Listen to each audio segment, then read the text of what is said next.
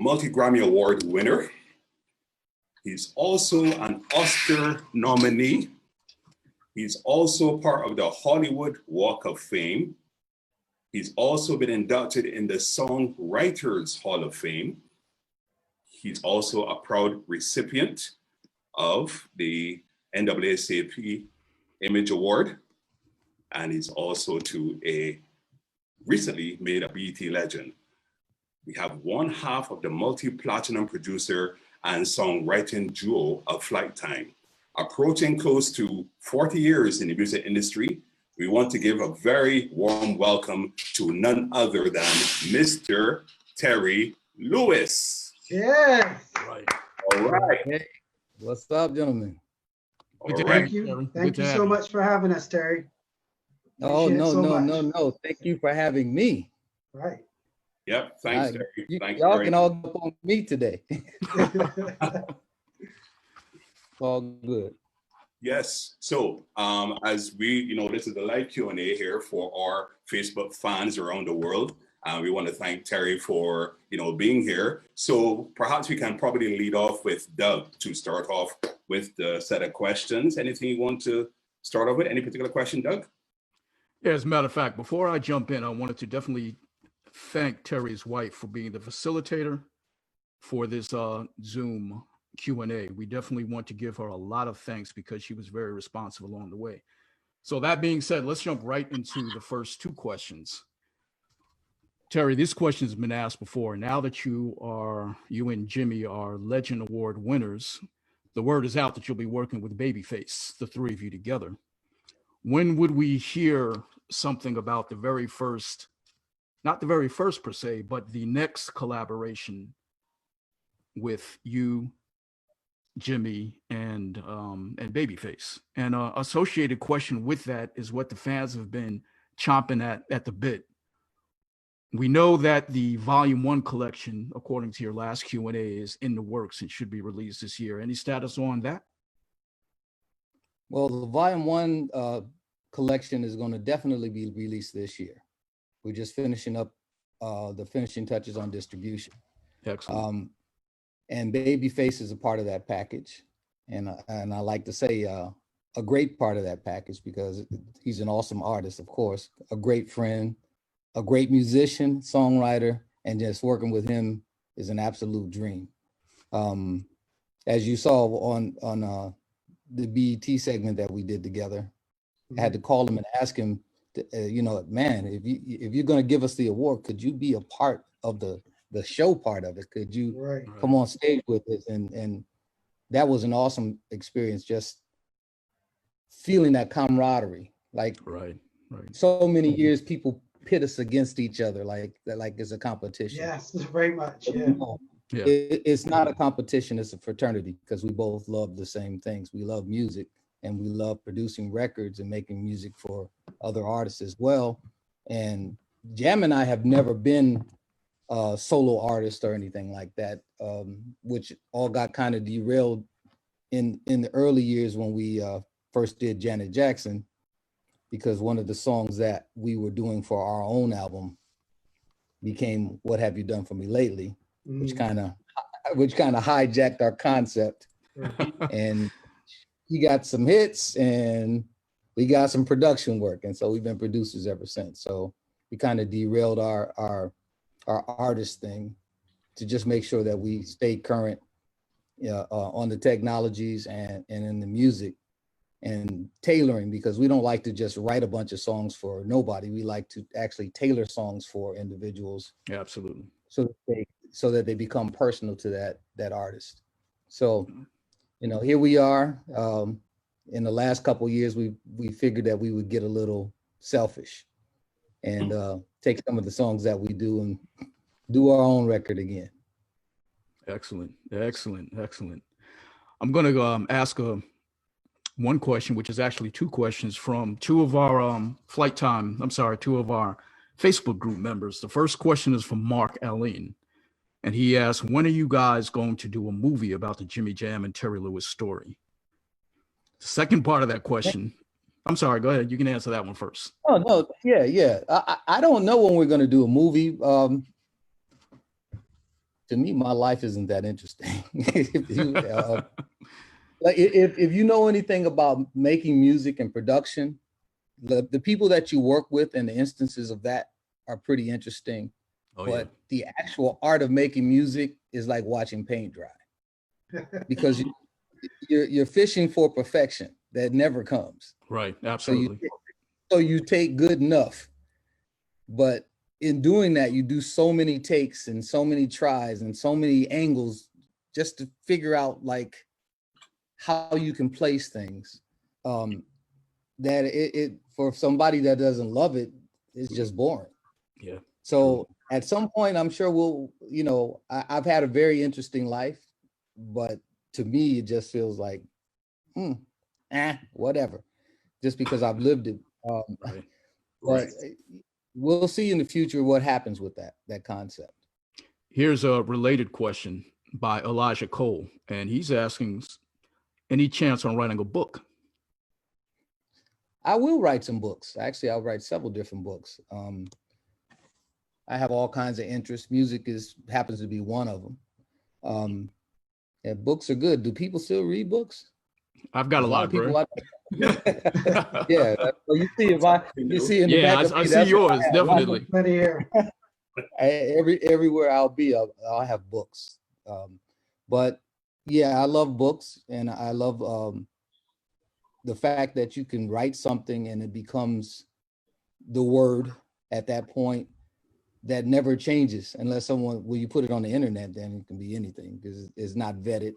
Right. It's not factual, but when you write it down yourself and you have it edited and written down in text, no one can really change that, so I kind of like that concept.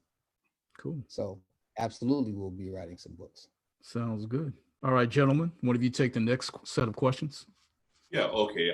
Terry got one from Scott Cherry, and he's asking, who would you like to work with that you didn't get the chance to work with? Man, that's a great question.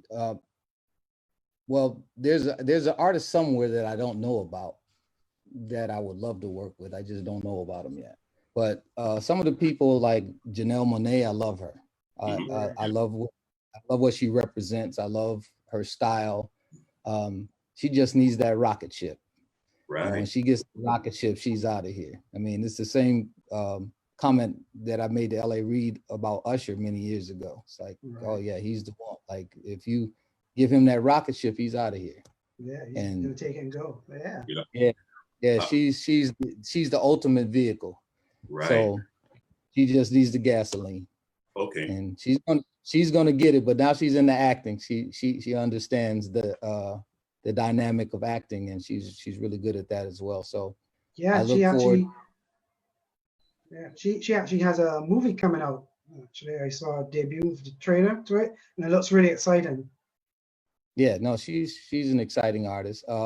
There's many other artists. There's a lot of nostalgic artists. Man, I wish I would have got to work with Bill Withers before he passed. Oh, yeah. There's so many different artists. Frankie Beverly, I'd love to do a record just to say I did it, because those are the great. Yeah. I love all the greats, and I love the music that they've historically made. And one thing that we've always liked to do is try to get people back on the path. We work with Earth, Wind and Fire. Yes. Right. Remember.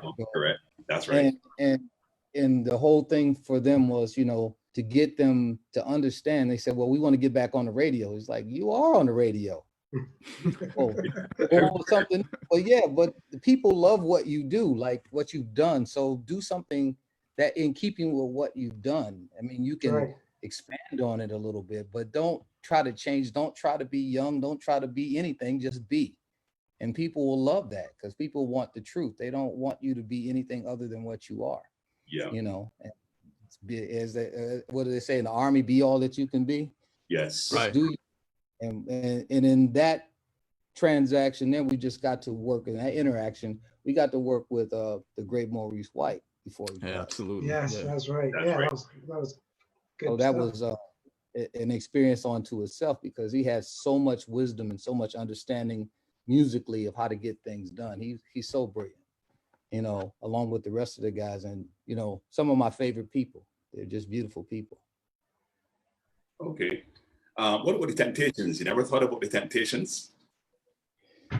No, I never really thought about the Temptations. You know, but I don't know what rendition of the Temptations like that. So many Yeah, different. there's many versions. Yes, that's Yeah, true. different That's very versions. true. And for me, that was always a problem. Even in my own group at the time, it's like, when we started the time, it was a group of guys, and that group of guys to me is the time, and everything that comes after that is kind of time-like. So Right. you know, I can't wrap my head around that, you know, Yeah. because people come and go so much. I don't know who in the Temptations, who would be the Temptations. Yeah. Right. True. Good point. Yeah, that's true. That makes a lot of sense.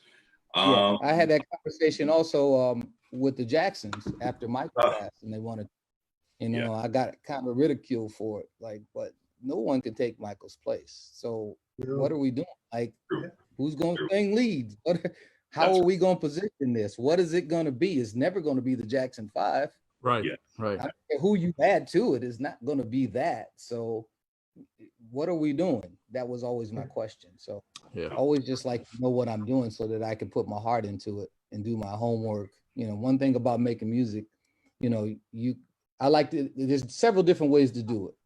I like being inspired. I know how to do it. Doing it on know-how is always there and available to me, but being inspired is the most important thing for me. If I'm inspired, then I can check boxes that I can't check if I'm just doing it on know-how. Yeah. So, Got it. you know, we know. Yeah. Yeah, just as you mentioned, Terry, there can only be one Michael Jackson, but another name just came to mind too that maybe you could have worked with, but he's gone now. James Brown. You ever thought of doing? Oh.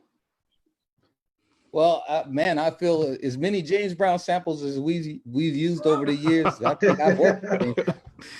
And as much as I love James Brown, absolutely.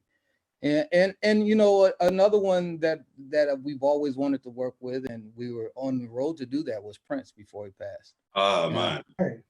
Who was a huge James Brown fan. Oh yeah, absolutely.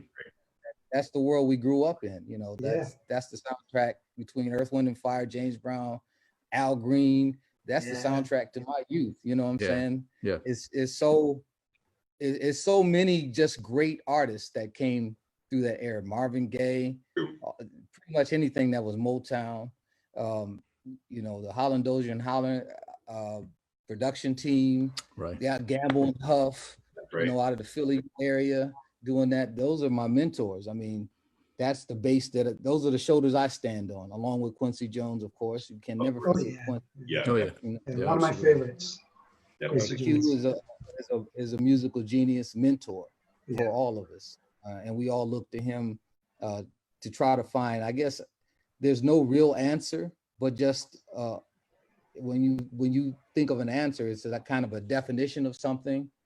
But there's so many different definitions of music because it's all over the place. But Q, man, he's done everything from Sinatra to Michael Jackson. I mean, that's he has. Yeah, absolutely. Done Absolutely. all the big bands, everything. Band, symphony, he's done everything. You know, he went and studied to learn how to do strings. You know, and right. Did, you know, that's amazing. So, you know, our career probably could never mimic the things that he's done, but such an awesome human being. And I always say he knows everybody, including God. He knows everybody.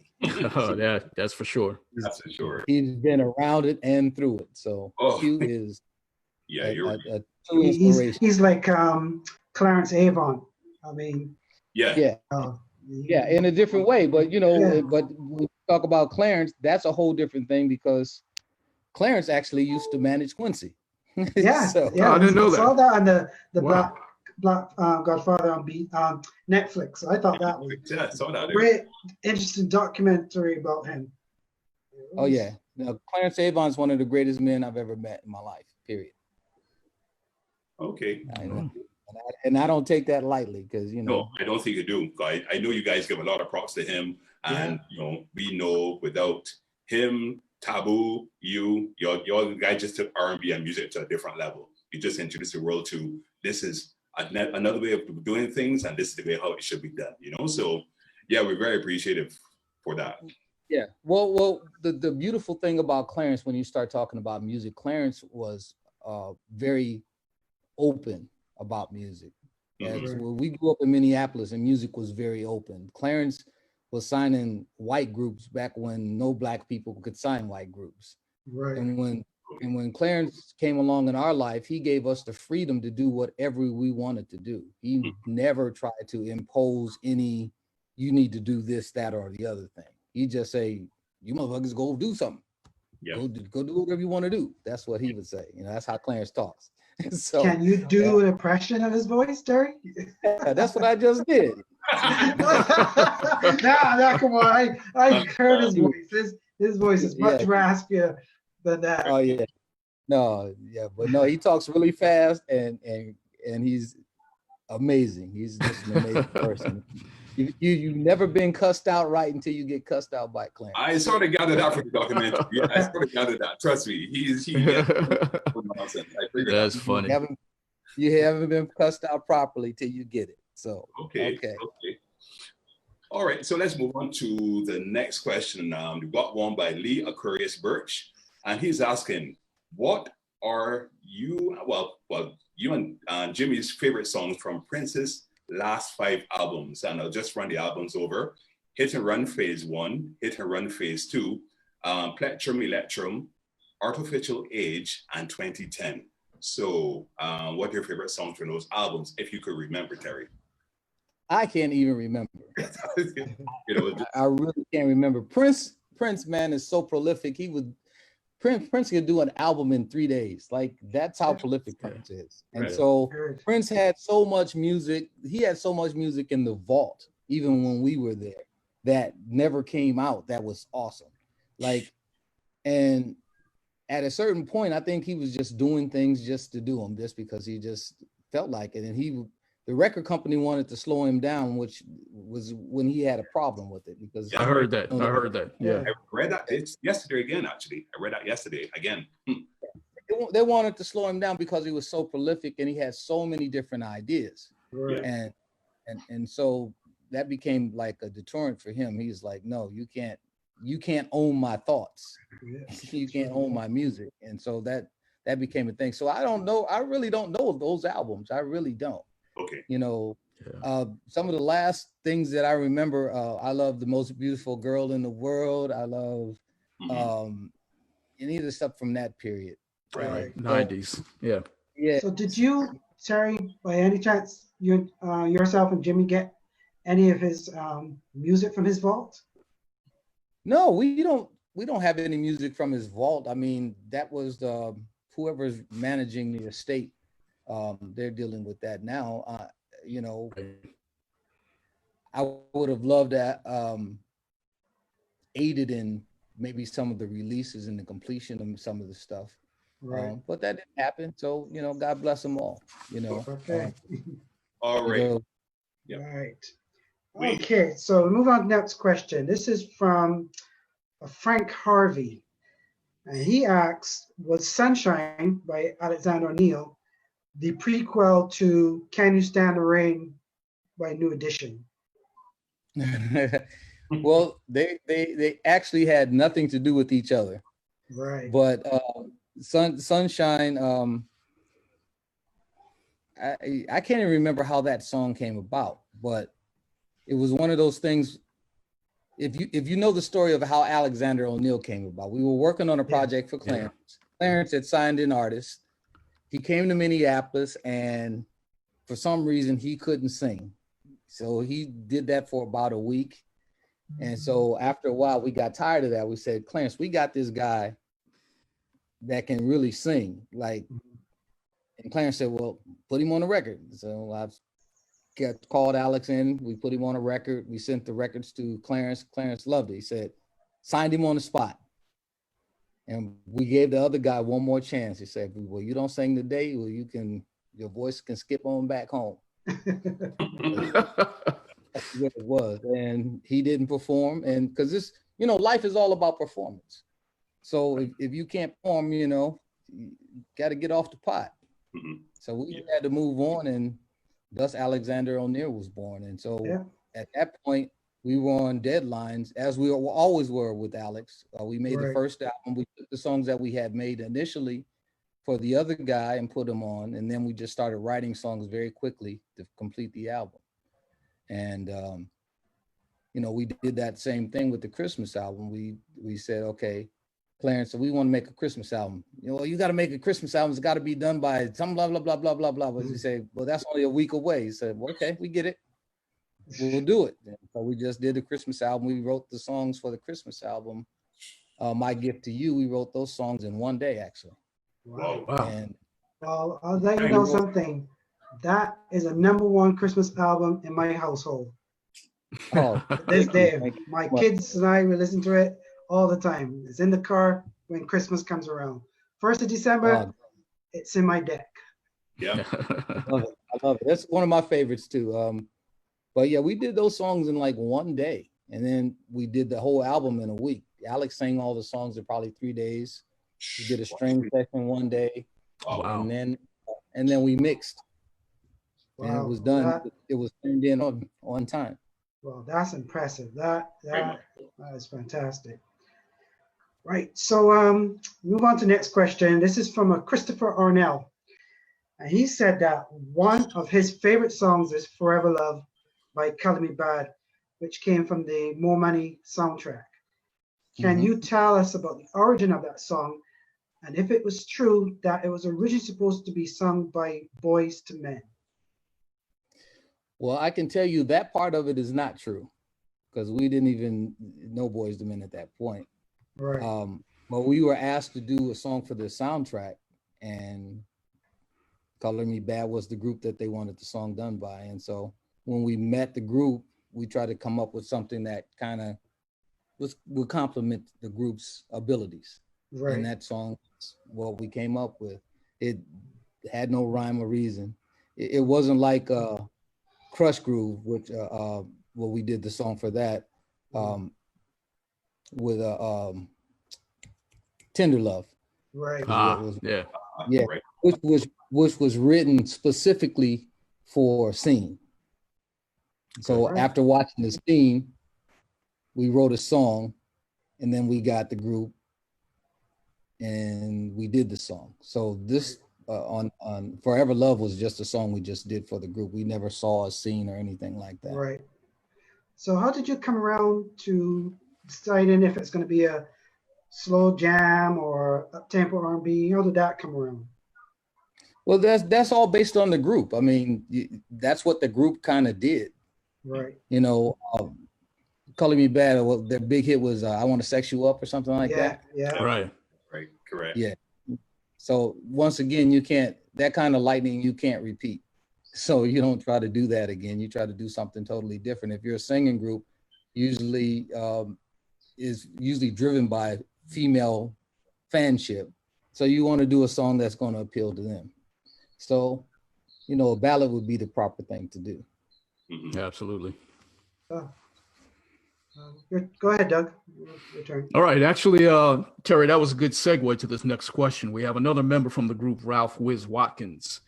And he wants, his question, basically, your statement is, you've written some of the best R&B slow jams. What inspires this? Correct. Oh man, I want to say all the wrong things, don't I? Heartache,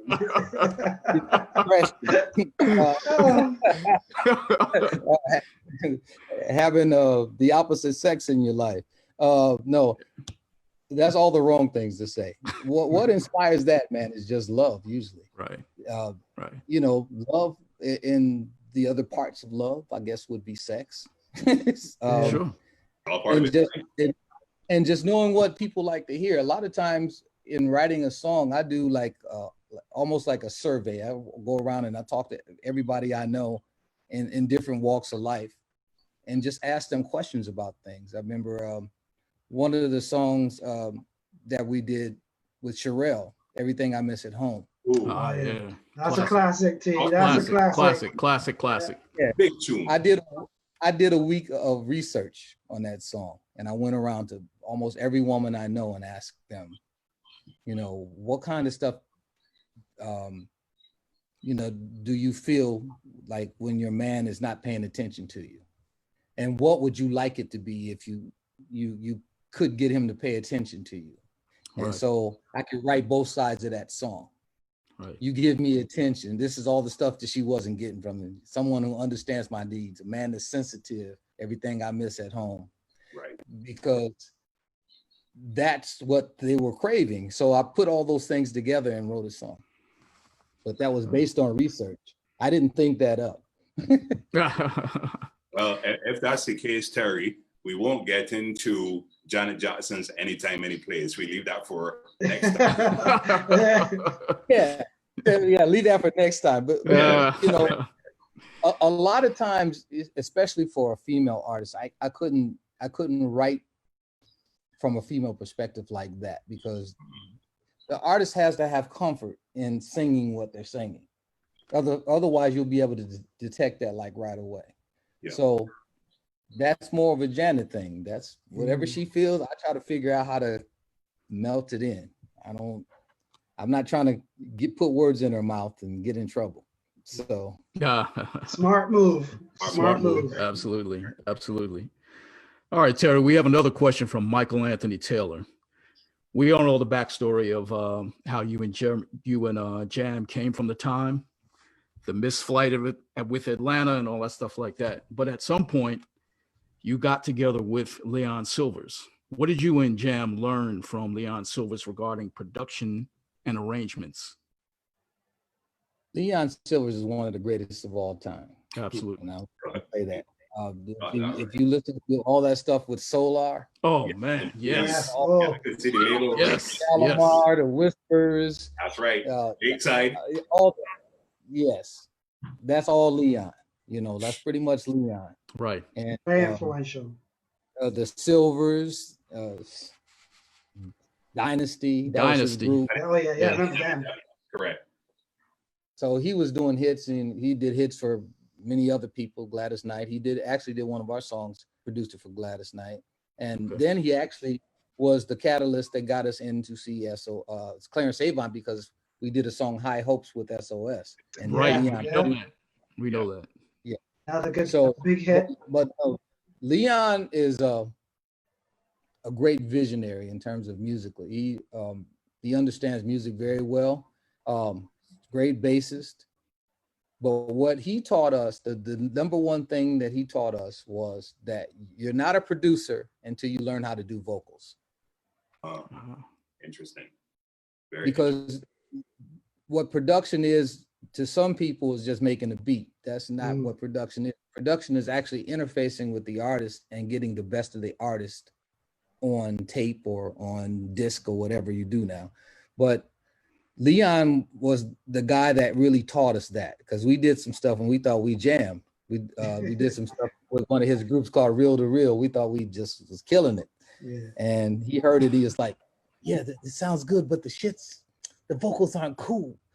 And then he took it and he did the same vocals over, and it sounded like night and day. So then we learned, it's like, oh, cool. And then we watched him do it several times and kind of just learned from him. And coming from his school, which was really just well-defined, everything was in order always.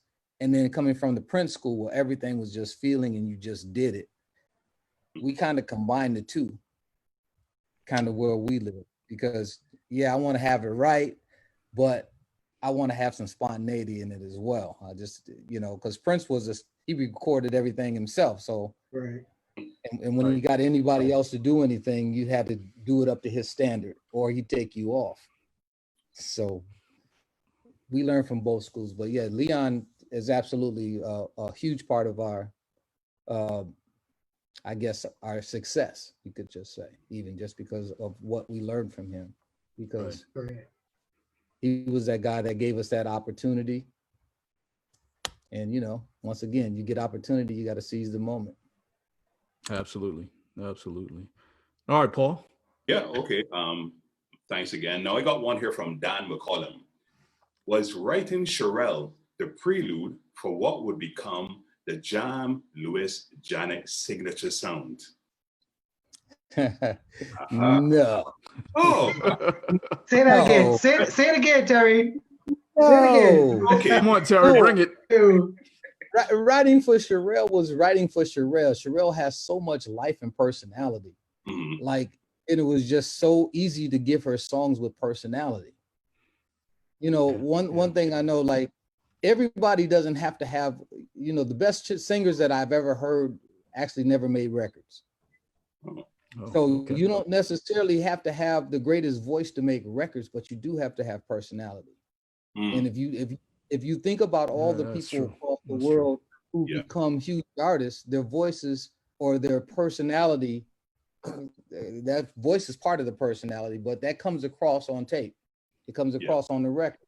Right. And you know, if you hear, and I'm not saying these people can't sing or nothing, but when you hear their particular records, when you hear Luther Vandross records, you know exactly who that is because Yeah. it's personality. Without a doubt, correct. You hear Gladys Knight record, or a Patti LaBelle record, or a Frankie Beverly record. Yeah. Their voices have personality. If you listen back to old records like some of the Gamble and Huff records, Me and Mrs. Jones, Mhm. Mhm. Billy Definitely. Paul, Yes. like, he was chosen to make that record out of all the artists they probably could have picked up because he had a very unique style and very unique voice and delivery. Okay. Wow. And in most cases, style wins over actually talent. I got you. But you do have to have some talent to have a style. Yeah. Well, that's true too. Right. There's some people that could sing, probably all those people under the bus, but Yeah. they just don't have that feel. They don't have that thing that Right. people gravitate to. That's true. So to me, Absolutely. style wins, and it's way more important than having an excessive amount of talent. Okay. Oh, yeah. All right. Well, actually, this is a two-part question, one from myself. And the first part is working with Steve Hodges. What did you take from him, well, both you and Jam, moving forward? That's the first part. And the second part is by Guido Johnson.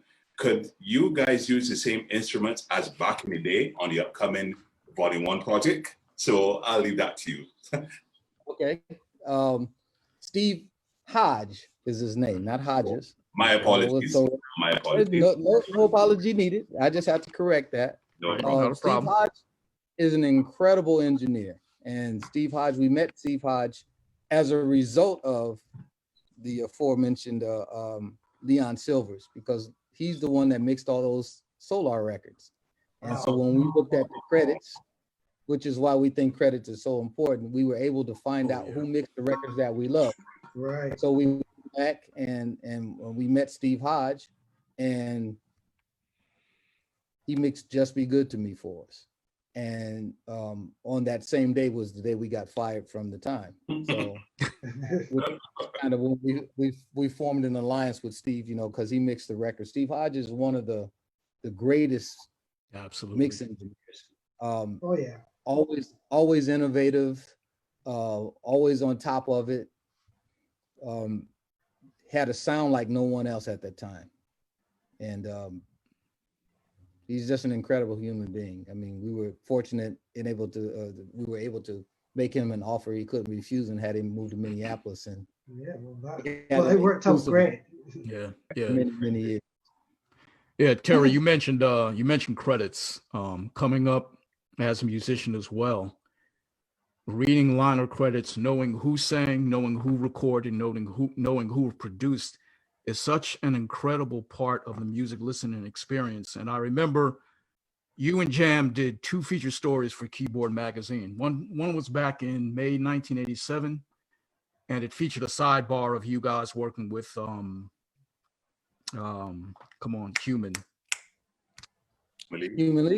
League, right?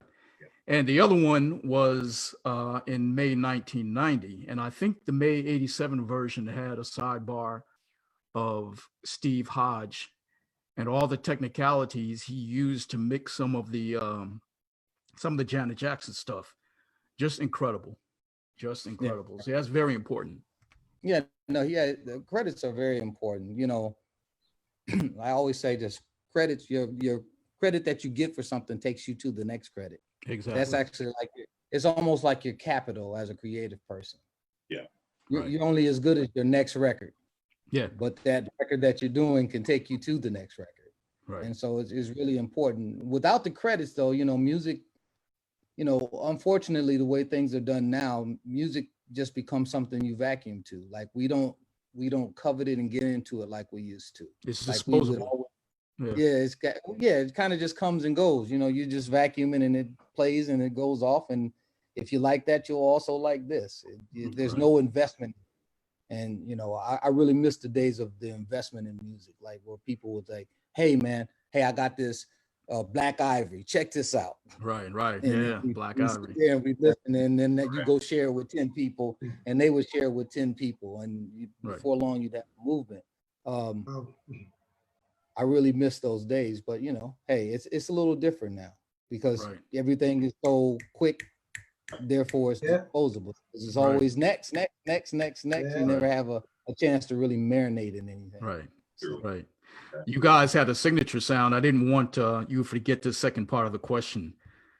With your bass playing, with the rolling instruments, the OBs, the signature drum sounds you had with Janet and Human League and Sherelle, the Mirage, all that stuff back in the day. Would you consider, as Guido asked, would you consider using those instruments today, again, for new compositions? Yeah, we still use those instruments. We still use all those instruments, you know. Maybe not the Mirage too much, just because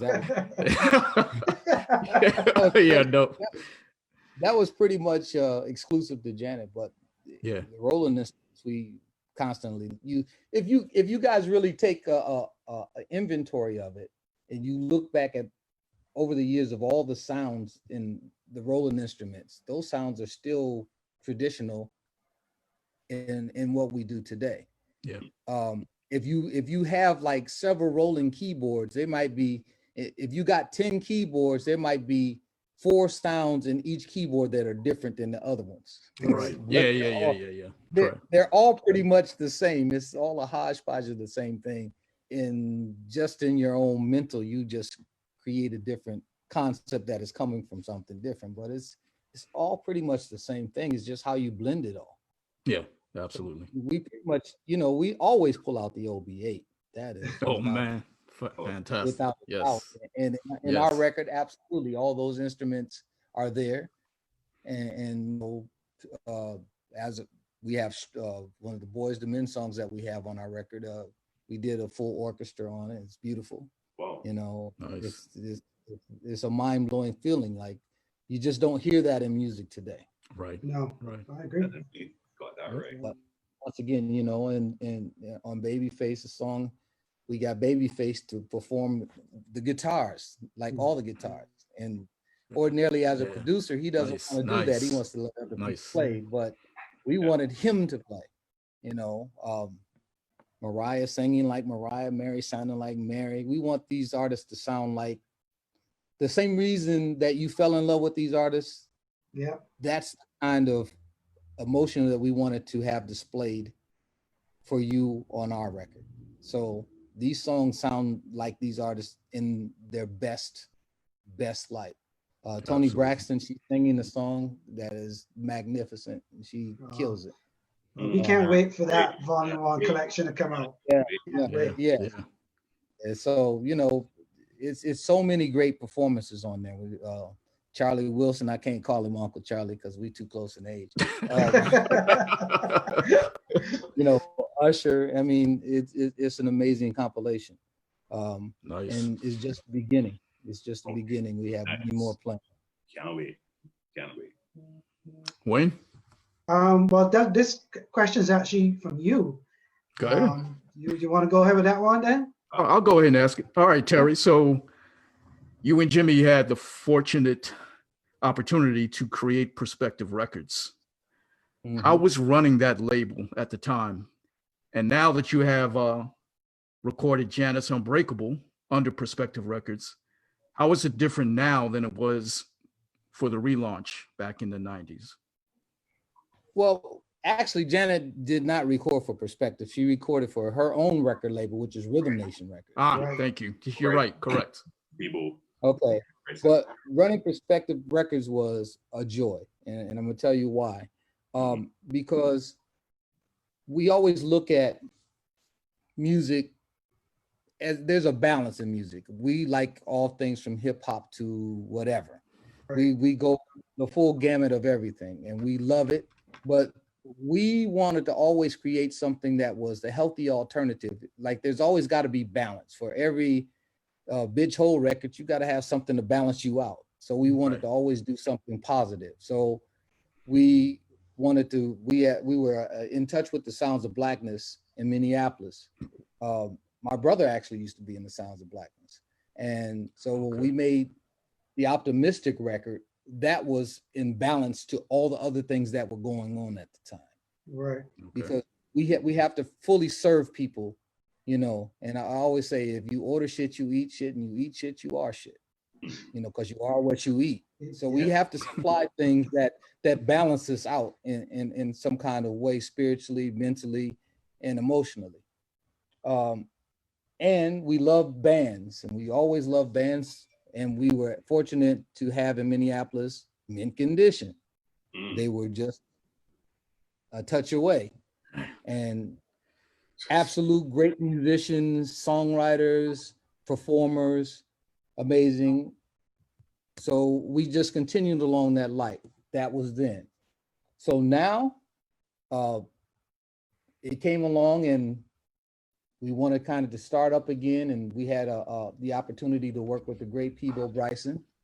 Exactly. That was a good album. I love that album. Oh, thank you. But we were very fortunate in doing that, and we were able to pull Perspective back out of the dust and blow it off and get started again. And we had really good success with that album from Peebo, the Stand for Love album. Yeah. And so now we've advanced that. Now we went back in history and we brought Stokely back into the fold. Right, exactly. Yes. So we're currently on his second single right now. His first single was She. Yeah. That's right. Skyrocketed, yeah. Vibrant. I love that track with Snoop. That's a wicked track. Yeah, man. Oh, okay, Yeah. so you love the Vibrant, yeah. Oh yeah, Vibrant. yeah. Definitely. Yeah, Vibrant is that. He's gonna, you know, She was the #1 record, and I'm gonna call it now. Vibrant will be a #1 record. It definitely will. Yeah, I believe so. But that is from his album Sankofa, which should be coming probably September. Right around September. Yeah. Good. Look forward to that. Some great collaborations, some great music. Stokely is an awesome artist, but we're all about just great music and great artistry and just giving it a home and some love. Whereas, as you know, a lot of labels aren't looking at it the same. And unfortunately, you know, in Black music, when you get to a certain age or when you know your worth, you get kind of kicked out. That's kind of just the way it works. Right. And Shouldn't you be. just don't get the attention that you should get. But you know, great music shouldn't have an age. True. Great talent shouldn't have an age. It doesn't in any other race or set of circumstances. Correct. So why should it here? So Yeah. you know, I'm a big proponent of, hey, let's take what we have and just put it out there and let the people determine whether we're right or not. Yeah. Right. And all the people that said that we weren't right, there it is. Yeah. Number There it one. is. There it is. Yeah. Only be one #1. And There you Stokely go. was that. And I believe Vibrant's going to be that. And when the Jam and Lewis comes out, Jam and Lewis Volume 1 comes out, you're going to get to see, you know, what nostalgic artists can do, because they're classics. You know, they should be revered as classic people, and classic doesn't mean old. Classic means good. I agree. Good. It's fresh. It's still alive, you know? Absolutely. Still relevant. That's how I look at it. But we should treasure those things, because if you don't allow the past to set the bar for the future, then you have no barometer of where you are. You have to let that music and those people teach you something. I mean, when we got into the business, we were never able to go in the studio and just touch buttons. There was always someone there that actually did that. Yeah. So we had to learn from people who knew. Now, Right. you know, you can just wake up in the morning, grab a drum machine, call yourself a producer, call yourself a writer. You never wrote a lyric. That's why you look at songs now and they got 20 people writing. Exactly. Yeah. Exactly. I don't know how that happens, because I don't know how you can keep 20 people on one train of thought.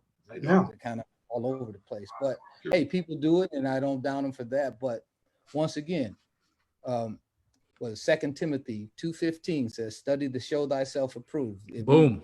Yeah, Boom. take it off. You got to put the work in. You have to study. You have to do your homework. You have to Know your know craft. Very true. that. You have to know, because otherwise anybody can come and pull the wool over your eyes, and anyone can get lucky.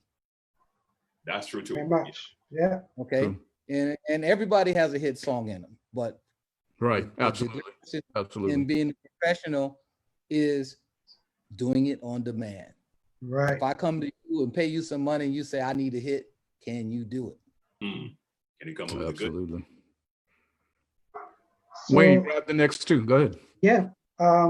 This is from a James Eric Hickson, and he asks, could you give an example of a bad experience that you've had recording with an artist or group, without naming them, of course? Without naming them. I forget that part. No, I don't have a bad experience with an artist or group, really, because we always nip that in the bud if anything even comes like that. There has to be a certain hang factor to work with an artist, first of all. I think probably the most negative thing that happened in our career was we went and worked with Change in Italy. Yeah. Oh, We Change of Heart. Yeah. Yeah, Change Your Heart album. Yeah. And we went there with a contract in tow, knowing that we were supposed to get paid a certain way. And then when we got there, there were some things that were going on, I think, culturally, and the dynamics of the day kind of changed everything with our flights, and we got stuck and we didn't get paid. Oh, shit. Wow. Ooh.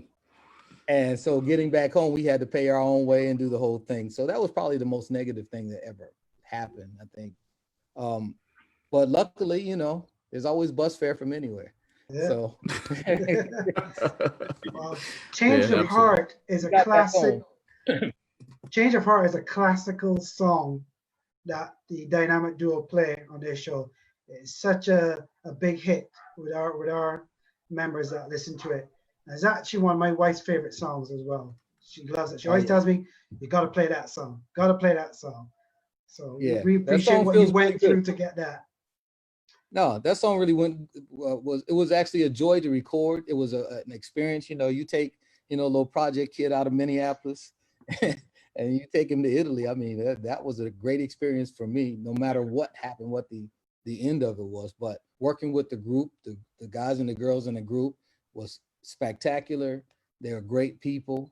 You know, at the time, the guy that was running the label was a little iffy, but okay, cool. That was still in the beginning of everything, and you know what? Down the road, it all turned out anyway. So it doesn't matter. You know, you got to go through it to get to it. So Yeah. we did that, and Change Your Heart, great record. Say You Love Me Again, another great record on there. Yeah. Yeah. But those records they just feel good, Yeah, because there was a lot of love put into it. You know, and that was at the time too. We came back, and I think we did a Cheryl Lynn record after that. Right. Yeah. Feel good track as well. Very cool. Yeah. Yeah. Right. Excellent. Okay.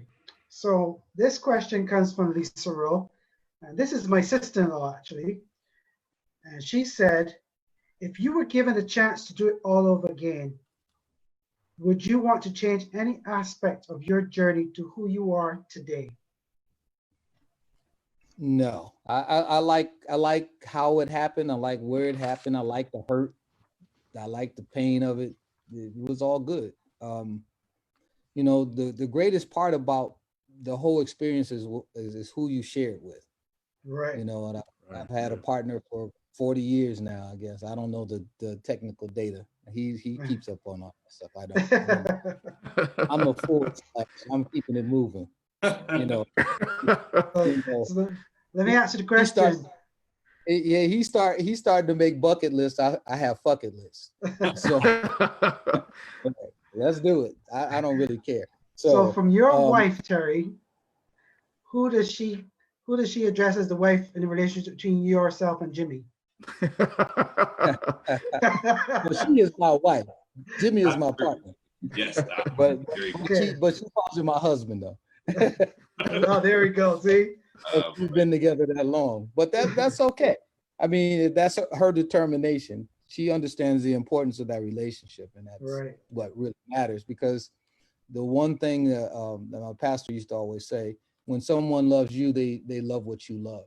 Yeah. And, you know, I absolutely love Jimmy Jam. So she loves that relationship for me. And that's what makes it all happen. So that's what's important. That way, you know, we don't get our wires crossed. You know, she supports whatever I need to do and whatever we need to do as a duo.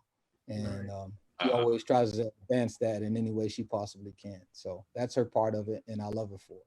I must say though, Terry, that your relationship with Jimmy Jam over the years is a testament to show really how a partnership really works. You know, I mean, I'm not saying it's smooth sailing along the way. I don't know what happens in the background, but here it is. Here you are today after so many years, and it's like a hand on each glove. One doesn't work without the other, as it should be, and it's very commendable. That's very hard to find nowadays. You know, very hard to find. Well, there's certain principles that make it happen that way. I mean, we've been partners for 40 years or whatever it's been.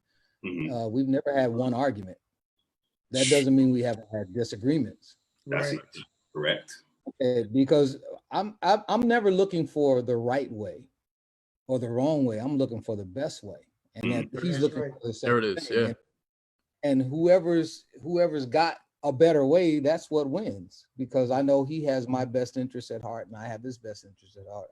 Yeah. We're never going to let each other down. That way we don't have that kind of flack or slack. So we just keep it moving, man, and try to give other people opportunities and teach as much as we possibly can in the process, so that we can preserve some of this going forward, you know. I wish like I would have known more people like us back when I grew up. Okay. Like when I was very young, but I actually met people because, you know, being, you know, around Prince and Leon and Q, as soon as you know these people, they start teaching you things. Gamble and Huff, some of the things that I speak to Gamble about. I mean, it just enriches me with all kinds of different ideas and concepts. And you talk about Jimmy and I being together. Gamble and Huff have been together a lot longer than Jimmy. Yeah, absolutely. Yeah. As true partners. So when you find that person that you can vibe with, you know, and there's certain rules to the concept. You don't ever, you never take what you're not willing to give. Yeah, right? You don't count somebody else's money. You don't impose on their life. You keep your life in order and they keep their life in order. So, you know, if I go to jail, he goes to jail. If my character gets assassinated, his character gets assassinated. Will be too, yeah. So you always got to keep yourself in order. And that's what's really important, when you can find someone that does the things that keep the stability in the relationship. You know, and it's like having a great marriage at that point. You know, it's respect. You know, I'm not going to do something to disrespect my wife, you know, and I don't want her to ever have to feel like that. So for me, it's an important thing that I protect her from bullshit. That's just the thing. I protect my relationship with Jimmy from bullshit. No matter what people say, I go, whatever. Yeah. And it's, oh yeah, Jimmy Jam said your kids are ugly. I'll be like, okay, they are. Yeah. Whatever he said. Because you never let people get in the middle of your relationship. This is something you just don't do. And that's that's a sign of maturity. Yeah. You know? Absolutely. I know we're cutting time with you, Terry. So I just want to ask one more question, and I think Paul has one more. As you know, Paul and I, we're here from Barbados, and you know who's a yeah, Yes, and we you are. know who's a big staple rock here for Barbados, and that's Rihanna. So any plans on working with her? Oh, we love Ree. She's great. You know, we did the thing with her on the Grammys a few years back, Yeah, and remember Oh, that? yeah, Was right. fantastic. that was so fun. But yeah, no, she's amazing. I mean, she's doing her thing. She doesn't need us. I mean, that's kind of how we are. Like if Right. she ever came to us and we felt like we could do something that she wasn't doing, we would absolutely be head over heels for doing something with Rihanna. We absolutely love her and admire her. And she's grown so much as an artist. Yeah, she has. Well, Absolutely. that's something I would really like to see. I think that's like one of those dream collabs that I would like to hear. You know, but Oh yeah. if it Well, was meant to be, it's it will be. It will be. yeah, Right? it may happen, you know, you never know. I mean, there's so many like new artists that are just, I think, amazing. I love her. She's amazing. I mean, but Rihanna is definitely one of Yeah. my favorites. So, and the Yeah. other thing is because she came out so raw, Yeah. uh, in the beginning she hadn't performed a lot. She's Yeah. actually becoming a great performer, and Oh yeah, she that's is. so important. Right. Yes, that's so important. So she's on point. We love Rihanna. Oh, absolutely. Okay, so Terry, we'll probably make this the final question because we time is getting away. And actually, it's one of Wayne's questions. Now, any Oh, possibilities on working with New Edition again if they get back together?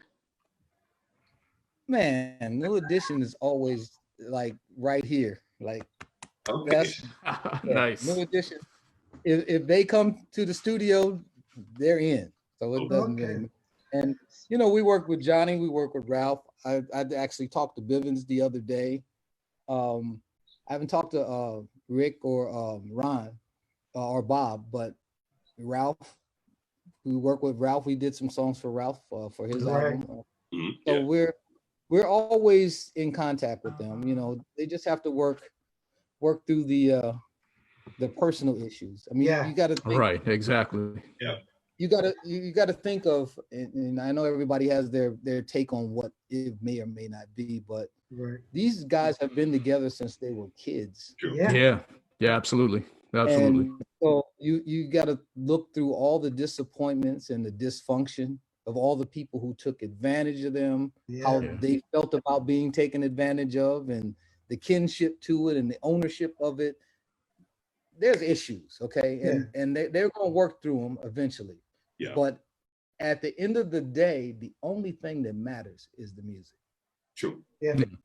Absolutely. Okay, Absolutely. because you're gonna die with problems. I had an old guy tell me a long time ago. He said, you know, guess what?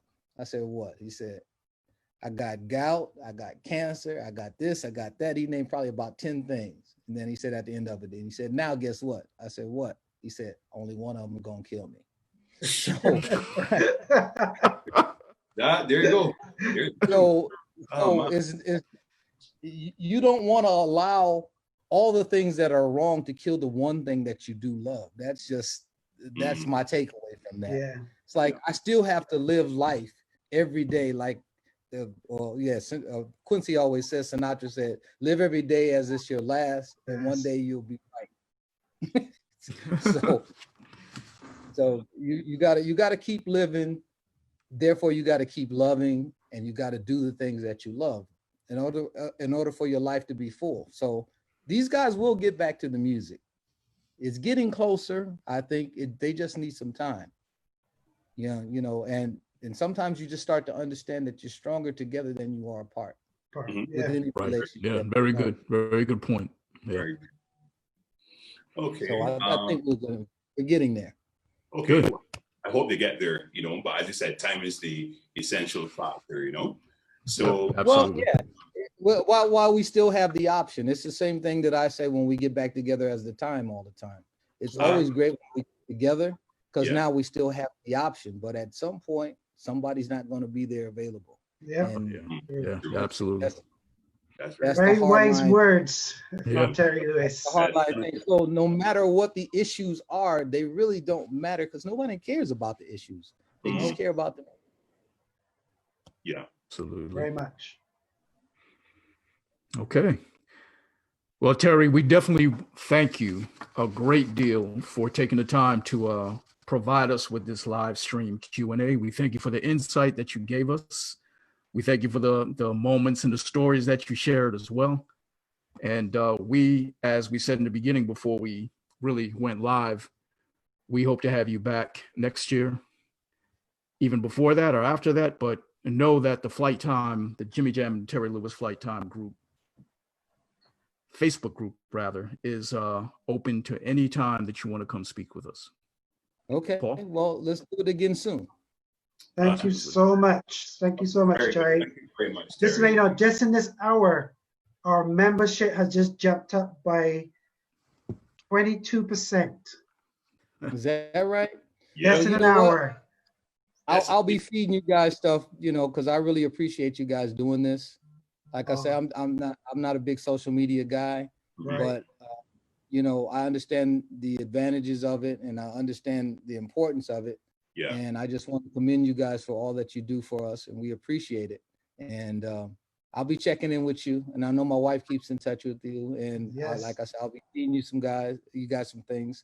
And maybe I'll give you some special music that. Oh, yes. That would be great.